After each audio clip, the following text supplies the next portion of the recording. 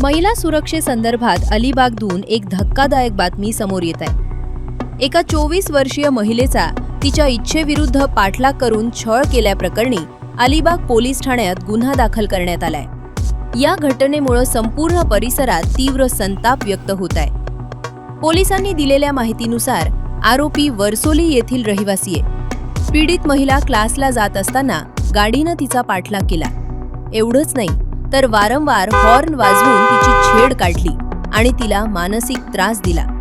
आरोपीनं पीडितेचा phone number मिळवून तिच्या इच्छेविरुद्ध संपर्क साधण्याचाही प्रयत्न केला होता। या त्रासाला कंटाळून अखेर तरुणीनं थेट अलिबाग पोलीस ठाण्यात धाव घेत तक्रार दाखल केली। तरुणीच्या तक्रारीवरून पोलिसांनी गुन्हा क्रमांक 65/2026 अन्वये गुन्हा दाखल केलाय। या प्रकरणाचा पुढील तपास पोलीस निरीक्षक किशोर साळे यांच्या मार्गदर्शनाखाली सुरू आहे। या घटनेमुळे अलिबागमध्ये महिलांच्या सुरक्षिततेचा मुद्दा पुन्हा एकदा ऐरणीवर आलाय।